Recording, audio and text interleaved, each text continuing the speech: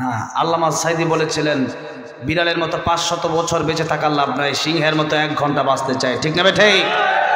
সেভাবেই আমরা কথা বলবো, আমাদের কোনো ভয় নাই, আমাদের কোনো চিন্তা নাই। আল্লাহ বলেছেন ওয়ালা তাহিনু ওয়ালা তাহজানু ওয়া আনতুমুল আ'লাউনা ইন কুনতুম মুমিনিন।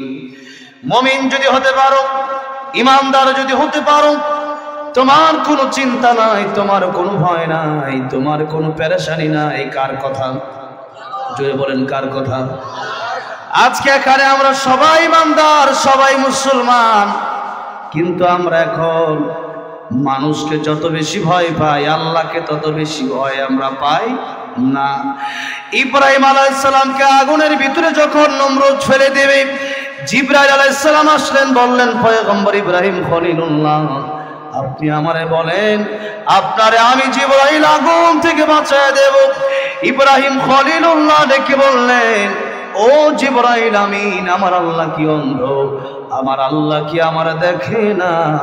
আমার আল্লাহ যদি আমার দেখে, আর আমি তো ইমানদার, আমার আল্লাহ রব্বুল আমিন যদি আমার দেখে, আরে আগুনের ভিতরে আমি ইব্রাহিম যদি পড়ে যাই, আমার আল্লাহর খুশির জন্য আমি ইব্রাহিম একবার দুইবার নয় 1000 বার আমি আগুনের ভিতরে জ্বলতে রাজি আছি।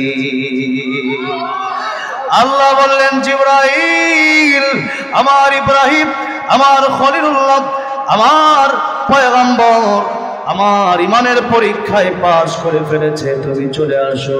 আমার ইব্রাহিমের জন্য আমি আল্লাহ রাব্বুল আলামিন নিজেই যথেষ্ট।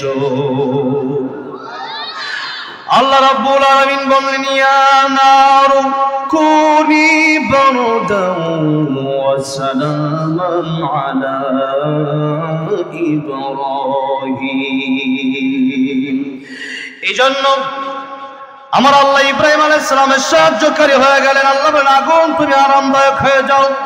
40টা দিন সে আগুনের ভিতরে পয়গম্বর ইব্রাহিম ছিলেন।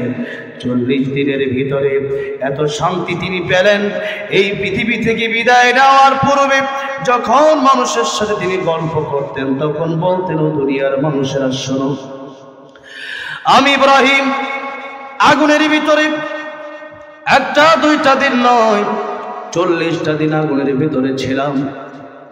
ওই 40 দিন আমি পৃথিবীর কত জায়গায় গেলাম, কত জায়গা দেখলাম, কিন্তু আমি ইব্রাহিম আগুনের ভিতরে যত শান্তি পেয়েছি, এমন শান্তি পৃথিবীর কোন জায়গায় আর আমি পাই নাই। আল্লাহু আকবার। যে আল্লাহ রাব্বুল আলামিন ইব্রাহিম আলাইহিস সালামের জন্য আগুনকে ফুলের বাগান বানায় দিতে পারলেন, সেই আল্লাহ রাব্বুল আলামিন আজও আছে না নাই? যে আল্লাহ রাব্বুল আলামিন ইব্রাহিম আলাইহিস সালামের আগুনকে ফুলের বাগিচা বানায় দিলেন, সে আল্লাহ রাব্বুল আলামিন আজও আমাদের জন্য আগুনকে ফুলের বাগান বানাতে পারে কি পারে না? এই জন্য কবি বলেছেন, যে নামে ইব্রাহিমের আগুন হলো পানি, ডাকার মতো ডাকলে আজও সারা দেবেন তিনি রে মন, সারা দেবেন তিনি। ও মধুর নামটি মিটায় হতাশার জ্বালা, গলেতে পড়ো ও নামের মালা, ও নামের তুলনা হবে না, হবে না, তুলনা নাই নাই নাই, তুলনা নাই নাই নাই। এসো না আল্লাহর নামে গান গাই, এসো না মন প্রাণ জোড়াই, এসো না মন প্রাণ জোড়াই। আল্লাহু আকবার বলেন, আল্লাহু আকবার, আল্লাহু আকবার বলেন, আল্লাহু আকবার। জবান ছেড়ে দিয়ে আল্লাহু আকবার বলেন, আল্লাহু আকবার, আল্লাহু আকবার বলেন। ও মধুর নামটি নিলে হৃদয় হাসে, ও মধুর নামে সুখ নেমে আসে, ও নামের তুলনা মিলে না, মিলে না, ও নামের তুলনা মিলে না, মিলে না, তুলনা নাই নাই নাই, তুলনা নাই নাই নাই। ইসনা আল্লাহর নামে গান গাই, ইসনা মনো প্রাণ জোড়াই, ইসনা মনো প্রাণ জোড়াই। জবান ছেড়ে দিয়ে আল্লাহু আকবার বলেন, আল্লাহু আকবার, আল্লাহু আকবার বলেন, আল্লাহু আকবার, আল্লাহু আকবার বলেন, আল্লাহু আকবার, আল্লাহু আকবার বলেন। এই আওয়াজ হবে না মুসলমান। আজকে মুসলমান নামাজে নাই, আজকে মুসলমান তাদের জবান দিয়ে গীবত বের হয়, আল্লাহর জিকির বের হয় না। যার কারণে মাহফিলে এসেছেন, এই মাহফিলে বসে কত মানুষ জবান খুলতেছে, আল্লাহর নাম নিচ্ছে, আর আমার আল্লাহ রাব্বুল আলামিন আপনাকে জবান দিল, এরপরেও আপনি আল্লাহর নাম নেন না। বুঝতে হবে আপনার ভিতরটা শক্ত হয়ে গেছে, কলব শক্ত হয়ে গেছে, গুনাহ করতে করতে জিহ্বা ভারী হয়ে গেছে, গুনাহ করতে করতে অন্তর কালো হয়ে গেছে। এই জন্য মেহেরবানি করে আল্লাহর প্রেমে মাতোয়ারা হয়ে, যে আল্লাহ জবান দিলেন, যে আল্লাহ কথা বলার ক্ষমতা দিলেন, যে আল্লাহ রাব্বুল আলামিন চলার ক্ষমতা দিলেন, কাজের ক্ষমতা দিলেন, সে আল্লাহর প্রেম ভালোবাসা অন্তর নিয়ে মুহাব্বতের সাথে জিকির করে লা ইলাহা ইল্লাল্লাহ, লা ইলাহা ইল্লাল্লাহ। কেউ জবান বন্ধ রাখবো না। লা ইলাহা ইল্লাল্লাহ, লা ইলাহা, লা ইলাহা ইল্লাল্লাহ, লা ইলাহা ইল্লাল্লাহ, মুহাম্মাদুর রাসূলুল্লাহ। জোরে সরে পড়েন সাল্লাল্লাহু আলাইহি ওয়াসাল্লাম। মূসা কালিমুল্লাহ আল্লাহ রাব্বুল আলামিনকে জিজ্ঞাসা করলেন, হে আল্লাহ রাব্বুল আলামিন, এই দুনিয়ার, এই পৃথিবীর মানুষকে তুমি কত আমল দিলা, কত জিকির দিলা, আয় আল্লাহ রাব্বুল আলামিন, আমি মূসা কালিমুল্লাহকে তুমি আনকমন একটা জিকির দাও, যেটা আমি মূসা কালিমুল্লাহ করব। আল্লাহ বললেন, মূসা তুমি পড়বা লা ইলাহা ইল্লাল্লাহ। মূসা কালিমুল্লাহ বললেন, আয় আল্লাহ, এটা কেমন জিকির দিলেন আমাকে? এই জিকির দুনিয়ার সব মানুষ করে, এই জিকির আমি চাই না, আমি বললাম একটা আনকমন জিকির আপনি আমার দেন। আল্লাহ বলেন, ও মূসা, तमाम পৃথিবীতে যা কিছু আছে সব কিছুর চাইতে উত্তম আমি আল্লাহর কাছে লা ইলাহা ইল্লাল্লাহর জিকির বলেন সুবহানাল্লাহ। এই জন্য মুসলমান কেউ জবান বন্ধ রাখবেন না, জবান ছেড়ে দিয়ে একটু জিকির করে লা ইলাহা ইল্লাল্লাহ, লা ইলাহা ইল্লাল্লাহ, সুবহানাল্লাহ, আলহামদুলিল্লাহ, লা ইলাহা ইল্লাল্লাহ, লা ইলাহা ইল্লাল্লাহ, লা ইলাহা ইল্লাল্লাহ, মুহাম্মাদুর রাসূলুল্লাহ সাল্লাল্লাহু আলাইহি ওয়াসাল্লাম। রাস্তাঘাটে যখন চলেন একজন আরেকজনের সাথে কথা বলেন, গীবত করেন, অনেক সময়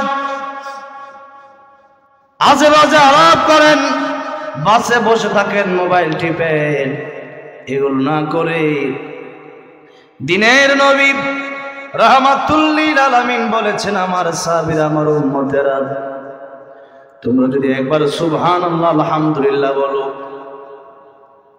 আমার আল্লাহ রাব্বুল আলামিন तमाम পৃথিবীতে যত জায়গা ফাঁকা আছে সমস্ত ফাঁকা জায়গাগুলা তোমার জন্য সওয়াব দিয়া ভরপুর করে দিবে। এরপর সুবহানাল্লাহ বলবেন না, সুবহানাল্লাহ বলেন। মিজানের পাল্লায় কিয়ামতের কঠিন ময়দানে সপ্তম আকাশ সপ্তম জমিন যদি সেই মিজানের পাল্লায় রাখা হয়, মিজানের পাল্লা নড়ে না। আর সুবহানাল্লাহ যদি একবার রাখা হয়, মিজানের পাল্লা আর ধরে না। আল্লাহু আকবার, জোরে কোন সুবহানাল্লাহ, পড়েন আলহামদুলিল্লাহ, পড়েন আল্লাহু আকবার, পড়েন লা ইলাহা ইল্লাল্লাহ মুহাম্মাদুর রাসূলুল্লাহ সাল্লাল্লাহু আলাইহি ওয়াসাল্লাম। একটু আমরা জবানটা তাজা করে নিলাম। কষ্ট হচ্ছে আপনাদের? ঘুমে টুমে ধরতেছে? অনেক আগে ওঠার কথা ছিল। আমি একটা মাহফিল করি, তারপরও একবার কারেন্ট যায় আর একবার যাই, অনেক কাজ করে অনেক দেরি হয়ে গেল। লম্বা চড়ার সময় আমি কথা বলি না, তারপরও ঘন্টাখানিক সময় দেওয়া যাবে তো ইনশাল্লাহ? আল্লাহ কবুল করেন, বলেন আমিন। ঘন্টাখানিক সময় কথা বলবো, ধৈর্য যেন না হারাই, সেমন তেমন বেশিও বলবো না, কমও বলবো না। আপনারা বললেও আমি বলবো না, না বললেও বলবো না। আল্লাহ রাব্বুল আলামিন আজকের এই মাহফিল কবুল করেন। আজকের এই মাহফিল যারা আয়োজন করলেন, আসলেন, বসলেন, কাল কিয়ামতের ময়দানে এই মাহফিল নাজাতের ওসিলা বানায় দেন, বলেন আমিন। বলেছিলাম মাদ্রাসা শিক্ষার গুরুত্ব এবং ফজিলত নিয়ে কথা বলবো, তাই আগে এটা বলি, মাঝখানে কিছু আমরা কবর নিয়ে, পরকাল নিয়ে কিছু কথা আমরা বলবো ইনশাল্লাহ। পরকালের প্রস্তুতি আমাদের নিতে হবে, কারণ সেই পরকালের হায়াত শুরু আছে, শেষ নাই। আর এই দুনিয়ার যে কোনো সময় নাই, ঠিক না ঠিক বলেন? আমি ওয়াজ করতেছি, এই ওয়াজের ভিতরে আমি নাই হয়ে যেতে পারি, ঠিক না ঠিক বলেন? আর আপনারা ওয়াজ শুনতেছেন, ওয়াজ শুনতে শুনতে নাই হয়ে যেতে পারেন, যেরকম, ঠিক না ঠিক? 1 মিনিটের নাই ভরসা, 1 মিনিটের নাই ভরসা। জীবনের কোনো গ্যারান্টি আছে? জীবন আছে? জীবনের কোনো গ্যারান্টি নাই। তাই আসুন আমরা দুনিয়ার রং তামাশা, দুনিয়ার সমস্ত চিন্তা ভাবনা বাদ দিয়া একটু কোরআনের তাফসিরে ঢুকবো। আমরা একটু মাদ্রাসা শিক্ষার ফজিলত, কোরআন শিখলে কি লাভ আর কোরআন না শিখলে কি ক্ষতি, এটা জানা দরকার আছে না এগুলো? অবশ্যই। হ্যাঁ, না জানলে মাদ্রাসায় তো নিজে অনেকেই কোরআন শিখেন নাই, সন্তানগুলোকে কোরআন শিক্ষা করতে দিচ্ছেন না। কেন? যে মাদ্রাসা শিক্ষা মানে ইমামতি ছাড়া কোনো গতি নাই। আরে মাদ্রাসা শিক্ষা হচ্ছে জান্নাত পর্যন্ত যে শিক্ষার কারণে যাওয়া যায়, ঠিক না ঠিক বলেন? মাদ্রাসা শিক্ষা হচ্ছে বৈজ্ঞানিকরা দুনিয়ার শিক্ষা অর্জন করে চাঁদের দেশে যায়, কত দেশে যায়। আর এই শিক্ষা, মাদ্রাসা শিক্ষা অর্জন করে এই বান্দা যাবে আমার আল্লাহর সাথে আরশে আজিম পর্যন্ত সাক্ষাৎ করবে। আল্লাহু আকবার। এই বান্দা যাবে জান্নাত পর্যন্ত। কোন পর্যন্ত?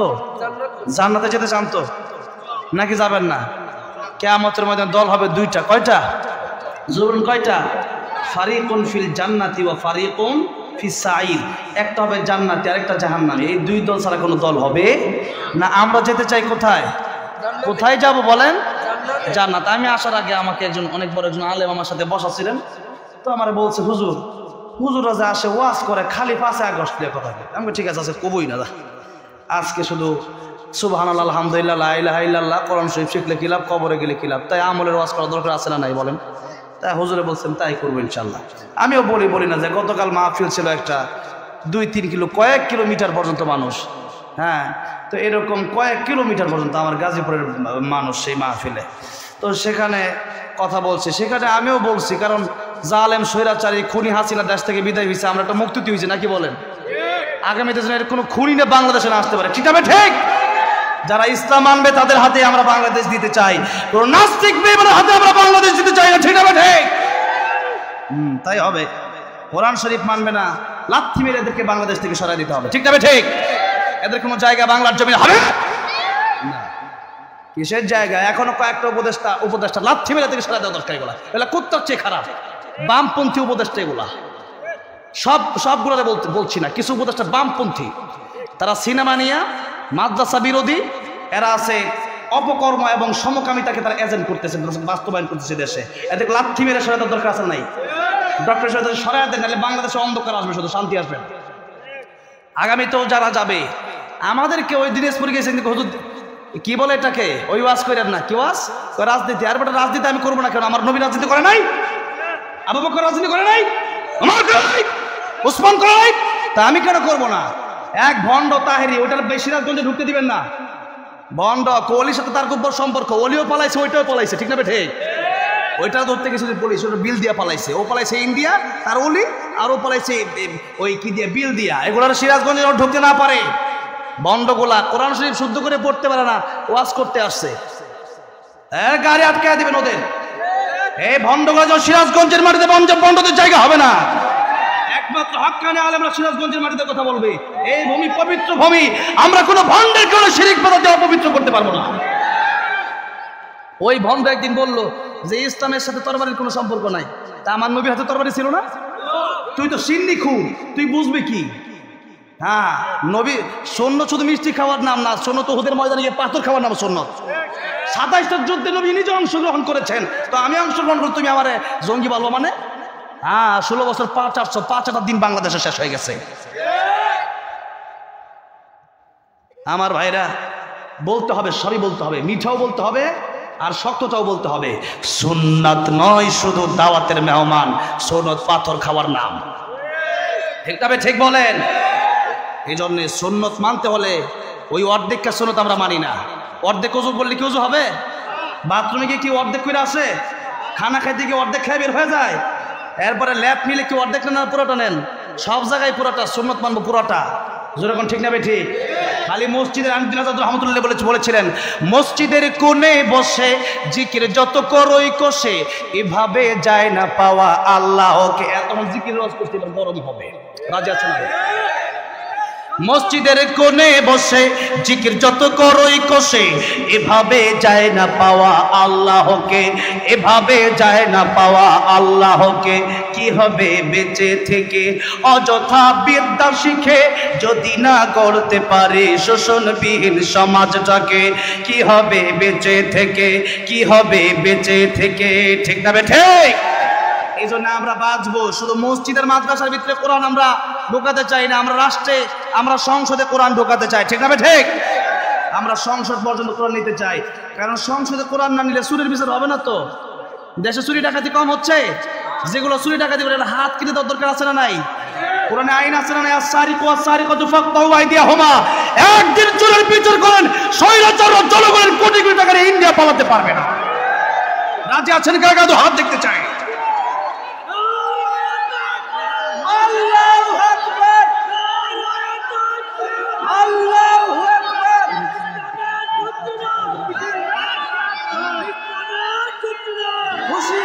আমার ভাইরা, আমার মুরব্বী বাবাজিরা, দেখেন মসজিদে আমরা ইসলাম সীমাবদ্ধ করে রেখেছি, মাদ্রাসায় রেখেছি। তাই মসজিদে যখন ইমাম সাহেব মাগরিবের নামাজ 3 রাকাত, দ্বিতীয় রাকাতে যখন বসতে না গিয়ে যখন উঠে বলল, তখন আপনি বললেন আল্লাহু আকবার, মানে লুকমা দিলেন। তা ইমাম সাহেব ভুল করলে মুসল্লিরা কি লুকমা দেওয়ার যোগ্যতা রাখে না? রাখি কি রাখে না বলেন? তখন ইমাম সাহেব বসে বললো, ঠিক না বেঠি? এখন জজ, যে ব্যক্তি জজ, সে হচ্ছে বিচারপতি, সে এখন বিচার করবে। এখন বিচার করার সময় যেহেতু রাষ্ট্রে কোরআনের বিচার হচ্ছে না, তাই তিনি বললেন চুরি করেছে, জেলে দাও। জেলে যাওয়ার পরে আমরা অনেক সময় দেখছি চোর ডাকাত হয়ে বের হয়ে আসে। ঠিক না ঠিক? হয় কি না হয় না? হয়। আর এই দেশে আমরা বিগত দিনগুলোতে দেখেছি আলেমদের শাস্তি, এই দেশে চোরের শাস্তি হচ্ছে সবচেয়ে কম, আর যারা চোরের বিরুদ্ধে বলছে আল্লামা সাইদ আর আল্লামা মামুনুল হকের শাস্তি সবচেয়ে বেশি। কেন? যে চুরির বিরুদ্ধে কথা বললে তারা চুরি করতে পারবে না, রোডের জায়গায় বাস দিতে পারবে না, জনগণের ত্রাণের টাকা বাইরে খেতে পারবো না, চাউলের টাকা খেতে পারবো না, তেল নিয়ে খারিজ নিচে পড়তে পারবো না। আমরা এইগুলো চুরি আর দেখতে চাই না বাংলাদেশে। যে চুরি করবে বাইতুল মুকাররমের সামনে মিডিয়া নিয়ে এরপর তার হাত কেটে দেন, একদিন হাত কাটেন, দেখবেন বাংলাদেশে কোরআন আইন আসে, শান্তি আসে কি আসে না। পরের দিন চুরি বন্ধ হবে। যেরকম ঠিক না ঠিক? চোর চুরি করছে 50 লাখ টাকা, এবারে জেলে 3 দিন পরে দেখা যায় চোর বাইরে ঘুরে। এবার ওপেন ডাকাতি করে, অভাব নাই। কেন? কোরআনের আইন নাই। কোরআনের আইন চালু করেন। জজকে যখন বলছে যে জজ সাহেব আপনি জেলনা দিয়ে হাত কাটেন, তখন বলে জঙ্গিবাদী আইছে। আমি আল্লাহর কোরআনের কথা বললে আমি জঙ্গিবাদী হয়ে যাই। তার মানে রাষ্ট্রে ইসলামটাকে আমরা এখনো ঠিক করতে পারি নাই, সংসদে আমরা ইসলামটাকে এখনো ঢুকাতে পারি নাই। তাই আমরা নিয়ত করব, আল্লাহর কোরআন যেমন মসজিদে আছে, যেমন মাদ্রাসায় আছে, এই মসজিদ মাদ্রাসার ভিতরে আল্লাহর কোরআন আমরা সীমাবদ্ধ রাখবো না। এই দেশ থেকে চুরি বন্ধ করার জন্য, ডাকাতি বন্ধ করার জন্য, শিরিক বেদাত বন্ধ করার জন্য, জুয়া ইয়াবা মাদক বন্ধ করার জন্য আল্লাহর কোরআনকে সংসদে নিতে জীবন দিয়ে হলেও আমরা, যুদ্ধ করে হলেও আমরা সংসদে আল্লাহর কোরআন দেখতে চাই না। যাচ্ছেন কাগজ হাত দেখতে চাই।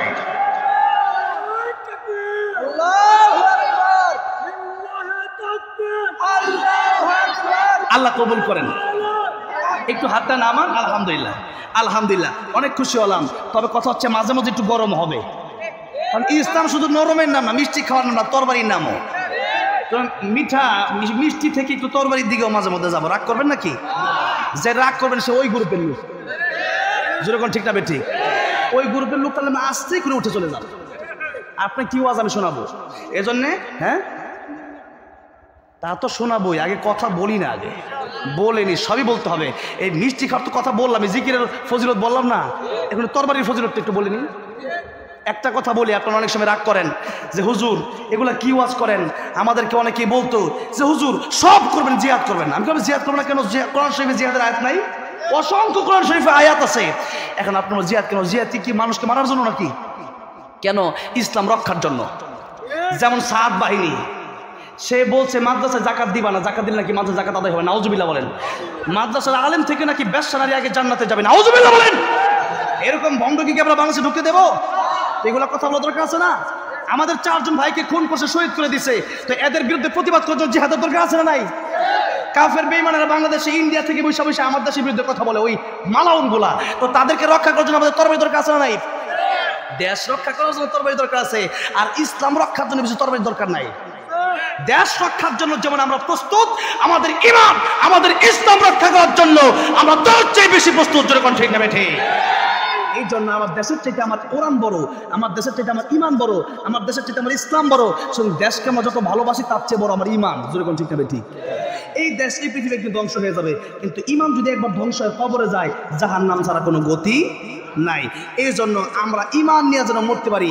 গতকাল গাজীপুর থেকে আসার সময় দোয়া চাচ্ছেন, হুজুর দোয়া করবেন যেন ঈমান নিয়ে মরতে পারি। কি নিয়ে মরতে পারি? তো ঈমান নিয়ে মরতে হলে নবী বলেছেন গজওয়াতুল হিন্দ সামনে আসছে। কি আসছে? পশ্চিম দিক থেকে সূর্য ওঠার ঘোষণা আমরা পেয়ে গেছি। কিয়ামতের আলামত হচ্ছে পশ্চিম দিকে সূর্য উঠবে, আর সেই নিউজ ইতিমধ্যে চলে আসছে। নবীজি বলেছেন কিয়ামতের আগে গজওয়াতুল হিন্দ কায়েম হবে। সেই যুদ্ধে যারা যাবে, যারা শহীদ হয়ে যাবে, এরা বিনা হিসেবে জান্নাতে চলে যাবে। আর সেদিন যারা ঘর থেকে বের হবে না, এরা মুনাফিক কাপুরুষ হয়ে মরবে। আপনারা কি কাপুরুষ হয়ে মরতে চান? আপনারা কি মুনাফিক হয়ে মরতে চান? সুতরাং সেই যুদ্ধের ডাক দিনে আসবে, বের হয়ে যেতে হবে আল্লাহর দিনের জন্য। শহীদ মৃত্যুর চাইতে সুন্দর কোনো মরণ। আমি আসার আগে আমার যুবক ভাইরা বলেছেন যে আপনি আল্লামা সাঈদীকে নিয়ে গান গাবেন। আমি গাইবো ইনশাআল্লাহ, আমি সবই বলবো ইনশাআল্লাহ। তবে কথা হচ্ছে, এই কথাগুলো যদি আমি না বলি, অনেকেই মুনাফিক হয়ে মরার সম্ভাবনা আছে না নাই? তাফসীর মাহফিল দিয়েছেন, যে ওয়াজ আপনারা জানেন ওইটা তো করবই, যেটা কিছু কিছু এই কথাগুলো অনেকে জানে না। গজওয়াতুল হিন্দ সম্পর্কে অনেকেই মানে জানে না, অবগত না। এই কথাগুলো বলা দরকার আছে না নাই? আপনি রাগ করলে করেন, আর না করলে নাই। আপনি যদি রাগ করেন তাও আলহামদুলিল্লাহ, না করলেও আলহামদুলিল্লাহ, কারণ কথা বলতে হবে কোরআন শরীফ থেকে। যেরকম ঠিক না বেঠি? আলহামদুলিল্লাহ। একটু জোরে বলতো আল্লাহু আকবার। আরেকটু বড় জোরে বলুন আল্লাহু আকবার। তাহলে কি আলোচনা কি কষ্ট হচ্ছে আপনাদের? একটু বলা যায়? আলহামদুলিল্লাহ। এখন গরম হয়ে গেছে মাঠ, সবাই বলতেছে ঘাম ছুটে গেছে, আমি গরম হয়ে গেছি। একটু খুলি ভাই, মোটামুটি শীতের দিন গরমের দিন হয়ে গেছে। তাহলে বলেছিলাম প্রথমেই আমরা আলোচনা করব মাদ্রাসা শিক্ষার গুরুত্ব এবং ফজিলত। কি আপনারা কি একটু শুনে যাবেন তো বাড়িতে ইনশাল্লাহ? 50% শুনে বাড়িতে যাবেন কারা কারা দেখি? না 50%? আরে 50%, 80% শুনে যাবেন কারা কারা? মাশাআল্লাহ। 100% শুনে যাবেন কারা? হাত তোলেন তো। লিল্লাহি তাকবীর, লিল্লাহি তাকবীর। আল কোরআনের আলো মাশাআল্লাহ, এটা বলবেন সংসদে যাবো। আল কোরআনের আলো সংসদে যাবো। লিল্লাহি তাকবীর। আল্লাহ কবুল করেন, বলেন আমিন। এবার আসেন, আমি আপনাদের সামনে যে সূরাটা তেলাওয়াত করেছিলাম, সূরার নাম হচ্ছে সূরাতুর রহমান। প্রথমে খুতবা শুরুতে তেলাওয়াত মাত্র 3টা আয়াত তেলাওয়াত করেছি। বলেন তো সূরার নাম কি? সূরায়ে রহমান। এই যে একটা মাহফিল হচ্ছে আজকে, জান্নাতের ভিতরেও এরকম একটা মাহফিল হবে। সেই মাহফিলে বক্তা হবেন আমার আল্লাহ নিজে, বলেন সুবহানাল্লাহ। সেই মাহফিলে আল্লাহ রাব্বুল আলামিন নিজে এই সূরা রহমানটা তার বান্দাদেরকে তিলাওয়াত করে শোনাবেন, বলেন সুবহানাল্লাহ। এখন কাদেরকে শোনাবেন? দুটা কথা আল্লাহ রাব্বুল আলামিন সূরা কাহফের শেষে বললেন। এই কথাটা বলে একটু ফজিলত বলবো আর কি, যাতে করে আমরা এই দুইটা কাজ করতে পারি। এখানে দুইটা কথা আসছে, একটা কাজ করতে বলা হয়েছে, আরেকটা ছাড়তে বলা হয়েছে। কোনটা করতে বলা হলো আর কোনটা ছাড়তে বলা হলো? কোন কাজটা করলে আল্লাহর দিদার পাওয়া যাবে, আর কোন কাজটা করলে আল্লাহর দিদার থেকে আমরা মানে জাহান্নামে চলে যাওয়া লাগবে, আল্লাহর দিদার আমরা পাবো না। সেই দুইটা কথা আমরা শুনে এরপরে আমরা সূরা রহমানের তরজমা এবং তাফসীরের দিকে যাব। আগে একটু মানে আল্লাহর সাথে যদি দেখা করতে হবে, আল্লাহ যদি সূরা রহমানটা তেলাওয়াত করে শোনাবেন, এই সূরা রহমানটা শোনার জন্য কি কি কাজ করতে হবে, শোনা দরকার আছে না নাই?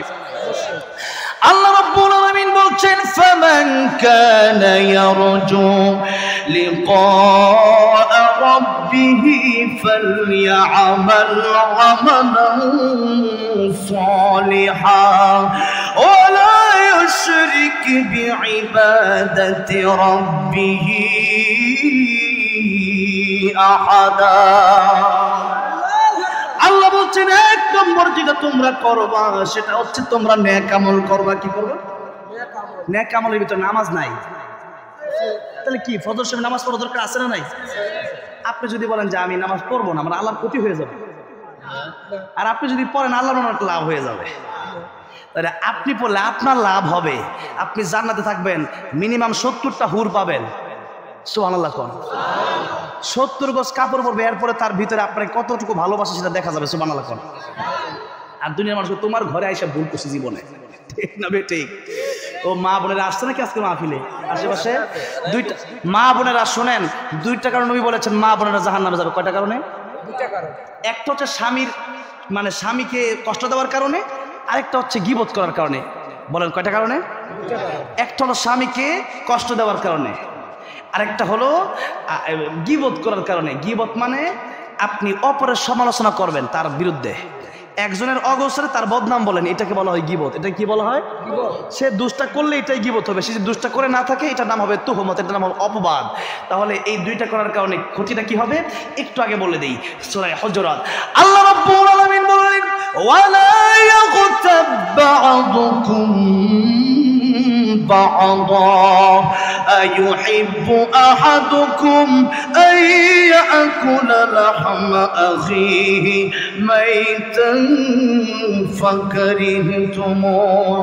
আল্লাহ বলেন তোমরা গীবত করবে না, যদি তোমরা গীবত করো আমি আল্লাহ রাব্বুল আলামিন ঘোষণা দিলাম, আইয়ুহিব্বু আহাদুকুম, তোমরা কেউ কেমনটা পছন্দ করো যে আইয়াকুলা লাহমা আখিহি মাইতান ফাকারিহতুমু, তোমরা একজন অপর ভাইয়ের মৃত গোশত কাঁচা গোশত খাবা, মৃত ভাইয়ের কাঁচা গোশত খাওয়া, এটা কি ভালো? এটা মরা মানুষের গোশত জীবনে আমরা খাইছি, এটা কি কেউ খাবে? আমরা যদি কই যে আপনারা 50,000 টাকা দিমু একটা মরা মানুষের গোশত আইনা আপনারা খাওয়ামু, আপনি খাবেন? খাবে না। ও মানুষ যদি হয়ে থাকে মানুষ, তাহলে খাবেন। আর ওর ভিতরে যদি মানুষ সব ও খাইতে পারে 50,000 টাকার লোভে। কিন্তু আল্লাহ বলেন আইয়ুহিব্বু আহাদুকুম, তোমাদের মধ্যে কেউ আইয়ুহিব্বু হুব্বুন, তোমরা কি কেউ পছন্দ করো যে আইয়াকুলা লাহমা আখিহি, তোমাদের ভাইয়ের গোশত খাবা তো কেমন? মাইতান ফাকারি, তোমাদের মৃত ভাইয়ের কাঁচা গোশত তোমরা কাইটা খাবা, এটা কি তোমরা পছন্দ করো? আপনারা কি বলবেন? আপনারা কি বলবেন? না। আল্লাহ রাব্বুল আলামিন বলেন মৃত ভাইয়ের কাঁচা গোশত খাওয়া যেমন তোমরা পছন্দ করো না, এমনি ভাবে গীবতটাও তোমরা পছন্দ করবা না। আমি আল্লাহ গীবতকে হারাম করে দিলাম। এখন একটা কথা আপনাদেরকে বলি, আমি আমার সামনের দিকে আলোচনায় যাব। ইমাম সুফিয়ান সাউরি রাহমাতুল্লাহি আলাইহি তিনি একদিন তার খাদেমকে ডেকে বললেন, খাদেম শোনো, এই যে তোমার কিছু টাকা পয়সা আমি দিলাম, এই টাকা পয়সা গোলা নিয়া ওই লোককে দিয়ে আসবা যেই লোক আমার বিরুদ্ধে গীবত করে, আমার বিরুদ্ধে বদনাম বলে। খাদেম বলল, হুজুর আমি যাব না, ততক্ষণ পর্যন্ত যাব না যতক্ষণ পর্যন্ত আপনি আমারে না বলবেন তারে কেন দিচ্ছেন। আর টাকা পয়সা দিলে তো আপনি আমারে দিবেন, আমি আপনার খাদেম, কষ্ট করি, আপনার কাপড় দিয়ে দিই, আপনার খাবার আইনা দিই, হ্যাঁ আপনার জুতা সোজা করে দিই, আমারে দেবেন, তারা দেন কেন? হুজুর ডেকে বলেন, খাদেম সব তাকে কেন দিলাম? কিয়ামতের কঠিন ময়দানে সে যত বড় উপকার আমার করবে, আমার মা বাবাও এত বড় উপকার করবে না। দেখেন, আমি একটা কথা আপনাদেরকে জিজ্ঞাসা করতে চাই, আপনারা যদি পারেন উত্তর দিবেন, না পারলে বসে থাকবে, চুপ দরকার নেই, বলার দরকার নেই। কোরআন শরীফের সূরা বানী ইসরাঈলে আল্লাহর ইবাদতের পরে আল্লাহ কার খেদমত করতে বলছেন? বলেন, যারা পারেন একটু জোরে কর না। মা আর বাবার, জোরে কোন ঠিক না ঠিক? ওয়াকাদা রাব্বুকা আল্লা তা'বুদু ইল্লা ইয়্যাহু ওয়া বিল ওয়ালিদাইনি ইহসানা।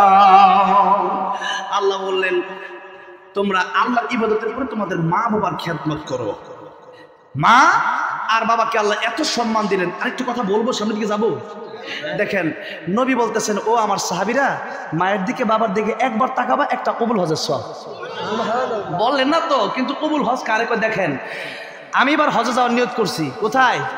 হজে যাবো। কিন্তু হজে গেলে টাকা লাগে 8-10 লাখ। কত লাখ? মানে 8-10 লাখ, মানে সবাই 8-10 লাখ টাকার মালিক নাকি? 8-10 লাখ টাকা কামাইতে কষ্ট আছে না নাই বলেন? আছে। তো এখন দেখেন, ইসলামের যে ইবাদত আছে এর মধ্যে একটা হলো দৈহিক আর একটা হলো আর্থিক। একটা হলো কি? দৈহিক, মানে দেহের মাধ্যমে যেটা করতে হয়। এই বাইরে কথা বলা যাবে না, কিন্তু কথা বলে মনে করো ডিস্টার্ব হয়ে যাবে, ওইদিকে মনোযোগ যাবে, ওয়াজ করবো কিভাবে?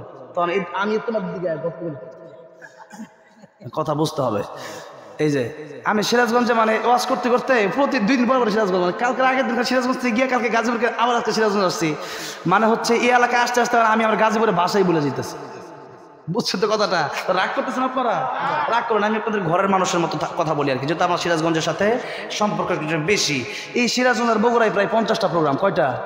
50টাতে বছরে প্রোগ্রাম করি 250টা যদি এই 2 জেলাতে হয়, তার মানে আশা বেশি হয়, তো আপনাদের সম্পর্ক বেশি। অন্য জেলায় গিয়ে এত খোলা মনে আমি আলোচনা করি না। একটা শুরু করছি, ওইটা বইলা চলে আসি। আর আপনাদের সাথে আমি একটু ঘোরাভাবে মানে মিলামিশা কথা বলতে চাই আর কি। তো আপনারা কষ্ট পাচ্ছেন? দেখেন, মা আর বাবার খেদমতের কথা বুঝাইতে গিয়ে একটু কথা বলছিলাম আর কি। তারা কেমন অমূল্য সম্পদ, এটা কোনো মূল্য হয় না, এটা অমূল্য। মানে পৃথিবীতে এই ঋণ শোধ করতে পারবেন না আপনি। দেখেন, দৈহিক একটা ইবাদত, আর্থিক একটা ইবাদত, এটা হচ্ছে ইসলামের ভিতরে আছে। তো দৈহিক ইবাদত কোনটা? যেমন নামাজ হচ্ছে দৈহিক ইবাদত। আপনার নামাজ, ফজরের নামাজ, আপনি যদি আপনার পাশের বাড়ির লোক ফজর নামাজ পড়ে, আপনি পড়েন না, আপনি তাকে বললেন যে তোমার 500 টাকা দিলাম, তুমি গিয়া ফজরের নামাজটা আমার পড়া দিয়ে আসো, কি আপনার নামাজ কি সারা জীবনও হবে? আপনার নামাজটা আপনার নিজেকেই পড়তে হবে এই দেহের মাধ্যমে, যেরকম ঠিক না ঠিক?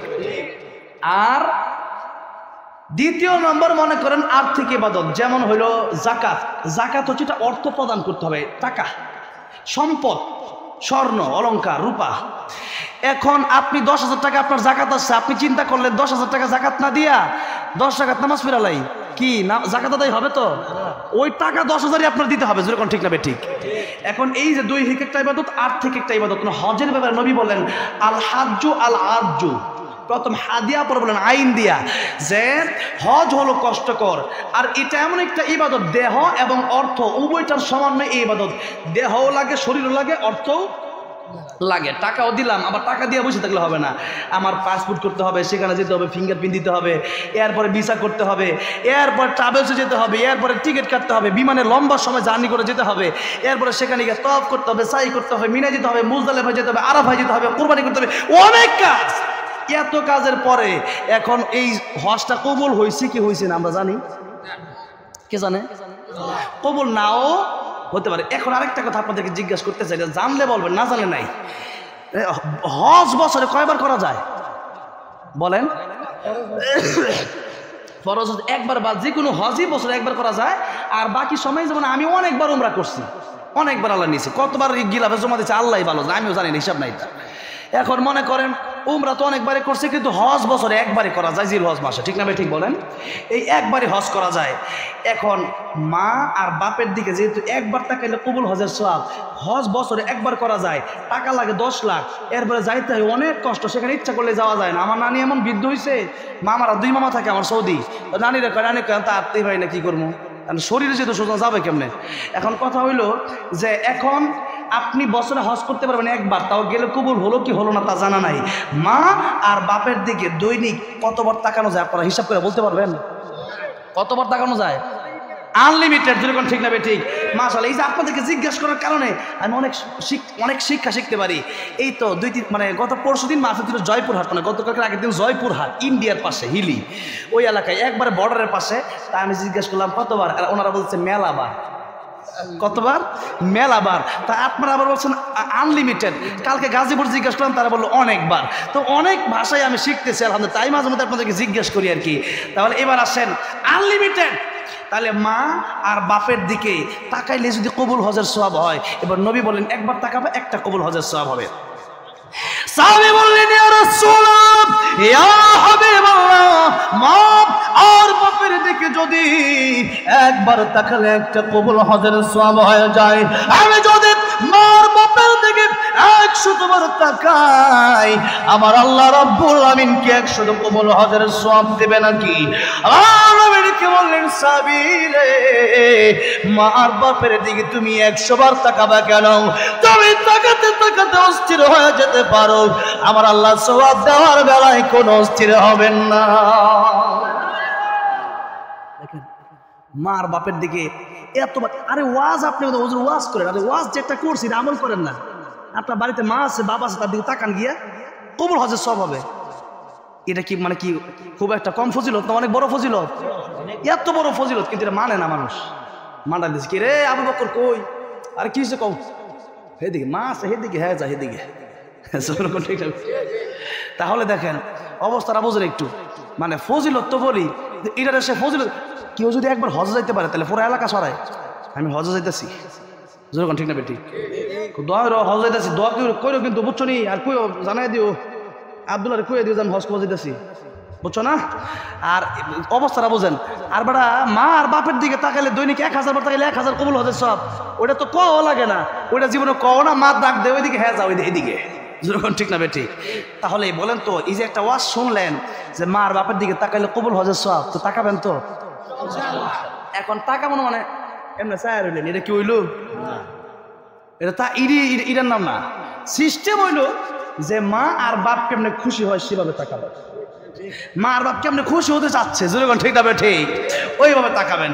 আর মা আর বাবা যদি কষ্ট পেয়ে যায় তাহলে বিপদটা কোন জায়গায় একটু শোনেন, বলবো কি? অনেক কথাই বলতে মন চাচ্ছে, সময় যদি দেন। আমার দাওয়াত দিচ্ছে ওই যে সৈকত ভাই, আমার বলছে ভাই সময় কিন্তু 1.5 ঘন্টা। আমি বলছি কথা বললে কিন্তু কমে যাবে, আর আপনি বলবেন না, আমার মন মতো করতে দেন, দেখবেন কয় ঘন্টা যা হিসাব নাই, যেরকম ঠিক না ঠিক। তো চালাবো ইনশাল্লাহ, বলা যাবে একটু। আল্লাহু আকবার বলেন। দেখেন আমার নবীজি রাস্তা দিয়ে হেঁটে যাচ্ছেন, একদিন তাকা দেখলেন একটা কবরে আযাব হয়। আমার নবীজি হাতটা উঠায় দোয়া করলেন, আয় আল্লাহ রাব্বুল আলামিন, এই কবরের আযাব মাফ করে দাও। আমিন রাহমাতুল লিল আলামিন। নবী কি রাহমাতুল লিল আলামিন? আল্লাহ রাব্বুল আলামিন বলেছেন আলহামদুলিল্লাহি রাব্বিল আলামিন। আর নবীর ব্যাপারে কি বলেছেন? ওমা আরসালনাকা ইল্লা রাহমাতাল লিল আলামিন। রাহমাতুল লিল আলামিন নবী, রাহমাতুল লিল আলামিন নবী, কুরআনে প্রমাণ। আশিক বিনে কে বুঝিবে আমার দয়ার নবীর শান। খারাপ লাগতেছে? নবীর প্রেমে একটু বলা যাবে না আমার সাথে? বলেন না, রাহমাতুল লিল আলামিন নবী, রাহমাতুল লিল নবী, কুরআনে প্রমাণ। আশিক বিনে কে বুঝিবে আমার দয়ার নবীর শান। বলেন, আশিক বিনে কে বুঝিবে আমার নবী আমার মদিনারে বলবো, আমার আল্লাহ ভালোবেসে নামটি দিলেন হাবিবে রাসূল। আল্লাহু আকবার। ওই নবীকে ভুল বুঝিলে, ওই নবীকে ভুল বুঝিলে থাকবে না ঈমান, আশিক বিনে কে বুঝিবে আমার দয়ার নবীর শান, আশিক বিনে কে বুঝিবে আমার দয়ার নবীর শান। রাহমাতুল লিল আলামিন নবী, বলেন রাহমাতুল লিল আলামিন নবী, কুরআনে প্রমাণ, আশিক বিনে কে বুঝিবে আমার দয়ার নবীর শান। বলেন না, আশিক বিনে কে বুঝিবে আমার দয়ার নবীর শান। কষ্ট হচ্ছে আপনাদের? দেখেন আজকে অনেকের মা নাই, অনেকের বাবা নাই। কার কারণে একটা হাত তো মা অথবা বাপ নাই? অনেক মানুষ, এই যে আমার পাশে সভাপতি সাহেব বাবা নাই, একটু হাত নামান। মা আর বাবা নাই। আজকে এই মাহফিলটা কবরস্থানের উন্নয়ন করবে, কবরস্থানের উদ্যোগেই বলা যায় মাদ্রাসার সাথে। তো আজকে একটু মায়ের জন্য বাপের জন্য একটু দোয়া করে যেতে রাজি আছেন না আপনারা সবাই? শোনেন, আজকে যদি আপনি চিন্তা করেন যাই একটু শুনে স্থির হয়ে যাব, তাহলে এক সময় আজকে আপনি আসেন বেঁচে, 2 দিন পরে নাও থাকতে পারেন, আপনার সন্তান মাহফিল আসবে, আপনাকেও ফাঁকি দিয়ে চলে যাবে। যেরকম ঠিক না বে ঠিক? এই জন্য আজকে একসাথে মায়ের নামে, বাপের নামে, যার দাদা নাই, দাদি নাই, নানি নাই, আদর করতে আপনাদের কত ভালোবাসতো, তাদের জন্য একটু মোনাজাত করে শেষ মুহূর্তে নিজের জন্য একটু তওবা করে একসাথে বাড়িতে যেতে রাজি আছেন না ইনশাআল্লাহ? লিল্লাহি তাকবীর, লিল্লাহি তাকবীর। আমার নবীজি রাস্তা দিয়ে হাঁটতেছেন, তাকে দেখতেছেন কবরে আযাব হয়। আমরা তো কবরে আযাব দেখি না, দেখি? নবীর আল্লাহ সেই পাওয়ার দিছে কিনা? নবীজি দেখতে পাচ্ছেন। আমার নবীজি বলেন, আমার মনে চায় আমার উম্মতের জন্য আমি দোয়া করি, যেন আমার উম্মতের আমার আল্লাহ রাব্বুল আলামিন কবরের আযাব দেখায়া দেন। কিন্তু আমি নবী কেন দোয়া করি না জানো?